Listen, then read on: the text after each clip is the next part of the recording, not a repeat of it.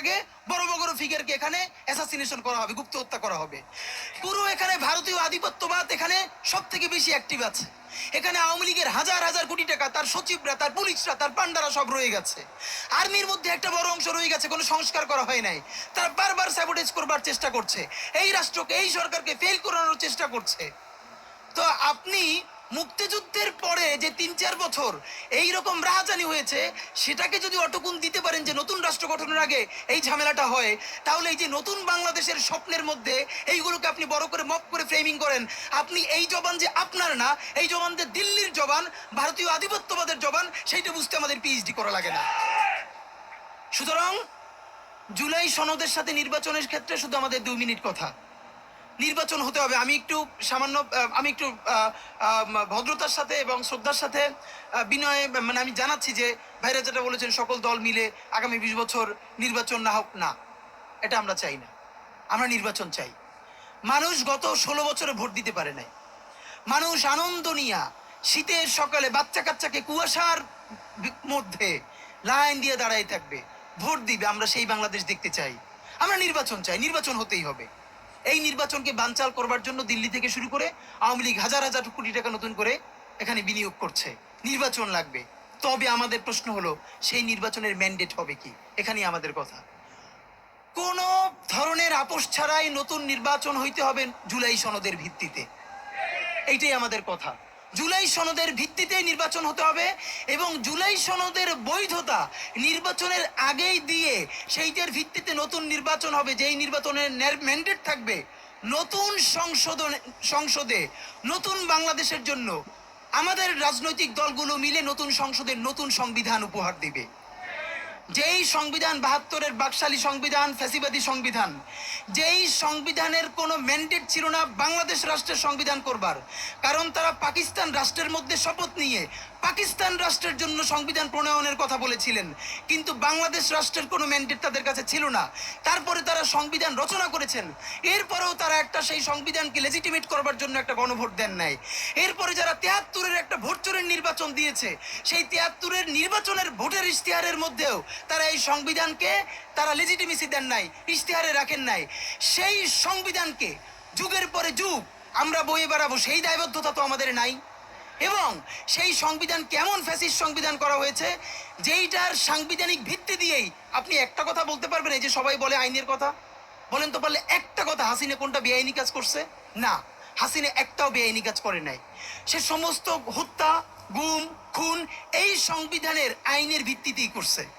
সে এই সংবিধানকে ডাস্টবিন বানিয়ে তত্ত্বাবধায়ক সরকার বাতিল করেছে, যা ইচ্ছা করা তাই করেছে।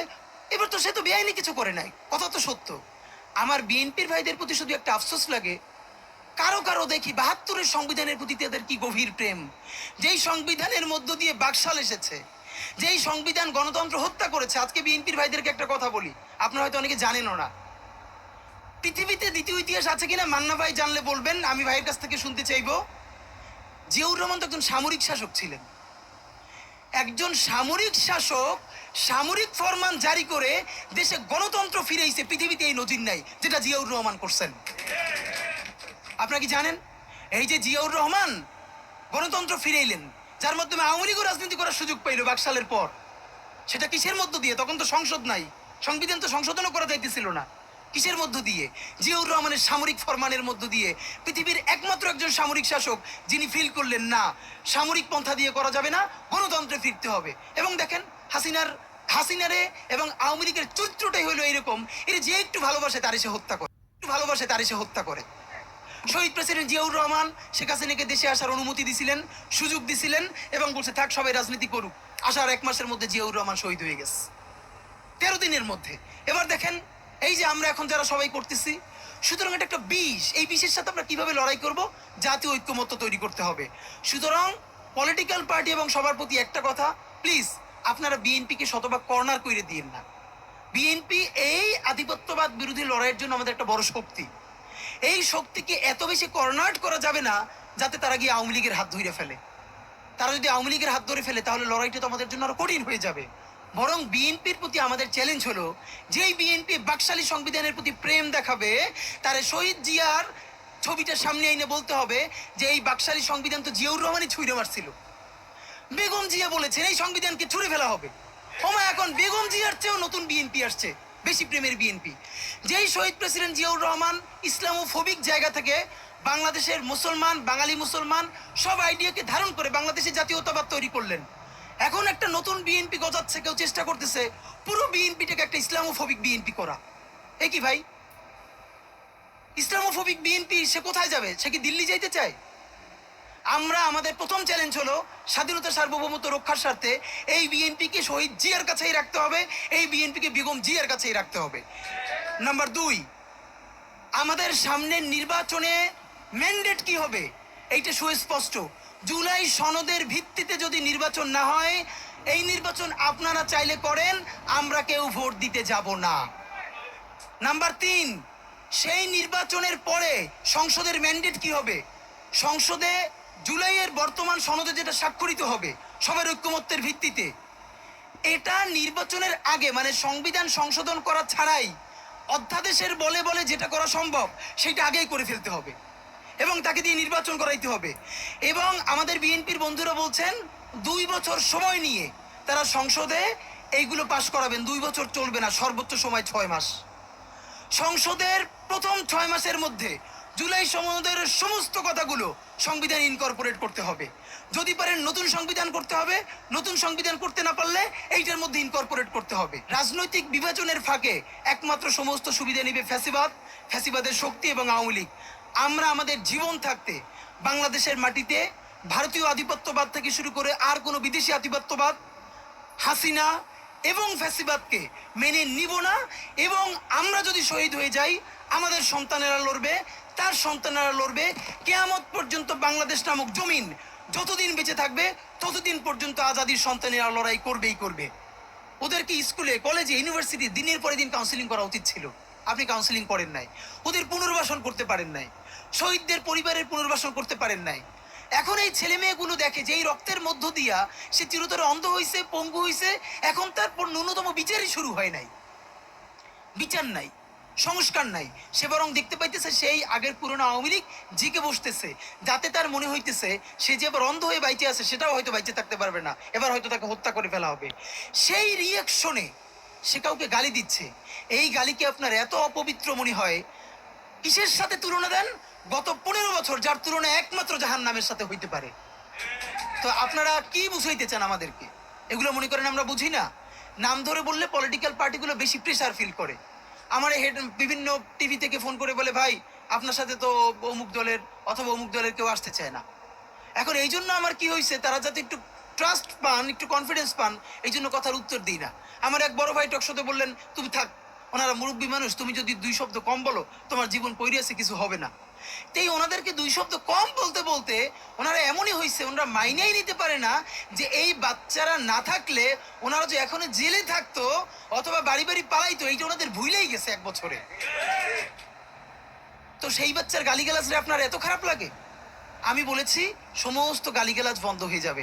আমি এখন আপনারা চাইলে, আমার কাছে একাডেমিক থিসিস আছে কেন গালি দেওয়া যাবে। শুধু গালি দেওয়াই যাবে না, এই গালি কেন বৈধ এমনি তো বলা যাবে না, যে একাডেমিক থিসিস আছে। আমি আন্দাজে কথা বলি না, আমি একটা বিশ্ববিদ্যালয়ে পড়াইও। তো এইটা আমি বলতে চাই না, তখন আবার বলবেন যে গালিকে প্রমোট করে। কিন্তু হ্যাঁ, আপনার চোখের সামনে শহীদ রিয়াগো এর বুলেটটা ভিতর থেকে ঢুকে এরপরে পিছনের ওয়ালে গিয়ে লিখেছে, সে ওয়াল 2 ইঞ্চি ছিদ্র হয়ে গেছে। এই রাষ্ট্রের এমন কোন লিথাল ওয়েপন আর্মির কাছে, পুলিশের কাছে, বিজেপির কাছে ছিল না যেইটা সাধারণ নাগরিকের উপরে এই হাসিনা ব্যবহার করে নাই। আপনার বুকের মানিক আপনার সামনে বসে কলিজা ছিঁড়ে ওয়াল ছিদ্র হয়ে যাচ্ছে, তখন আপনি রবীন্দ্রসঙ্গীত গাইবেন? আপনি কি করবেন তখন? এখন মুশকিল হলো, এই গালি নিয়ে যারা কথা বলে তার কোনো সন্তান শহীদ হয় নাই, তার বাবা মাও শহীদ হয় নাই, কেউ অন্ধ হয় নাই, পঙ্গু হয় নাই, তাই গালি এত বিষ লাগে, আর আওয়ামী লীগ নেতার মধুর মতো লাগে। তো এখন আমি সর্বশেষ যে কথাটা বলতে চাই, আপনারা একটা মিডিয়ার ভাইয়েরা কাইন্ডলি চেষ্টা করে দেখেন। এই যে গৃহযুদ্ধটা হওয়ার কথা ছিল, হইল না, তো অশান্তি তো কিছু থাকবেই, আমরা তো রাষ্ট্র গঠন করব। এরপরও তো তুলনামূলক অনেক কম হচ্ছে। কেউ একটা মিডিয়া কেন বলতেছে না 1971-এর মহান মুক্তিযুদ্ধের পর 72 থেকে 75 বাংলাদেশে যেই পরিমাণ মব সন্ত্রাস হয়েছে, যেই পরিমাণ কেওয়াস হয়েছে, ইতিহাসে তা আর হয় নাই। তার সাথে জড়িত ছিল কারা? এই যে মুজিব বাহিনীর গুন্ডারা। আমার বাবা আমার মা বলেছে মুক্তিযুদ্ধের পরে যে অস্ত্রগুলো যুদ্ধ জমা দেয়া হয় নাই, সেই জমা না দেয়া অস্ত্র থেকে প্রত্যেকটা বাড়িতে বাড়িতে ছিনতাই রাহাজানি। আমার মায়ের আজকে এই কথাটা বলি, আমার মা বলতেছেন আমার নানা একজন সম্ভ্রান্ত আলেম, তিনি যেখানে থাকতেন মুক্তি বাহিনী এবং পাকিস্তান বাহিনী কেউই তাকে কখনো আক্রমণ করেন নাই তার সম্মানে। আমার মা খালারা বাসায় ছিলেন, তাকে পুরো এলাকাবাসী দেখিয়ে রেখেছে। বাট মুক্তিযুদ্ধের পরে আমার মা বলেছে, তখন তার বয়স 16, আমার মা আমার খালা এবং এলাকার অনেক মেয়েদেরকে যাদের চেহারা একটু ভালো ছিল তাদের গায়ে কালি মেখে তারপরে অনেক সময় মাটির নিচে বাংকার বানিয়ে বা বিভিন্ন জায়গায় রাখা হতো তাদের সম্ভ্রম রক্ষা করবার জন্য। এই মুজিব বাহিনীর গুন্ডারা সেগুলো করেছে না? এমন কোনো চিন্তা নেই। ব্যারিস্টার ফুয়াদ ভাই সেদিনকে বলেছেন তার বাবা সে অসংখ্য সালিশ করেছে তাদের এলাকায় যে এই গুন্ডাগুলো মুক্তিযুদ্ধের পর বিভিন্ন জায়গায় ছিনতাই করতো, তারপরে এলাকাবাসী আইনে গাছের সাথে বাইধে রাখতো, এরপর এলাকার মুরব্বীরা আবার সব উদ্ধার কইরা মানুষের কাছে কাছে দিয়ে আসতো। হওয়ারই কথা ছিল একটা নতুন রাষ্ট্র, আইন শৃঙ্খলা বাহিনী প্রতিষ্ঠিত হয় নাই, প্রচন্ড কেওয়াজ হবে, তারপরে নতুন রাষ্ট্র গঠন করতে হবে, আইন শৃঙ্খলা বাহিনী ঠিক করতে হবে, স্বাভাবিক তো। তাহলে মুক্তিযুদ্ধের পরের কেওয়াজ যদি আপনার কাছে মব না হয়, তাহলে এরকম তুমুল গণহত্যার পরে যখন গৃহযুদ্ধ হয়ে যাওয়ার কথা সেইটা হয় নাই, বরং এখন এখানে এসালম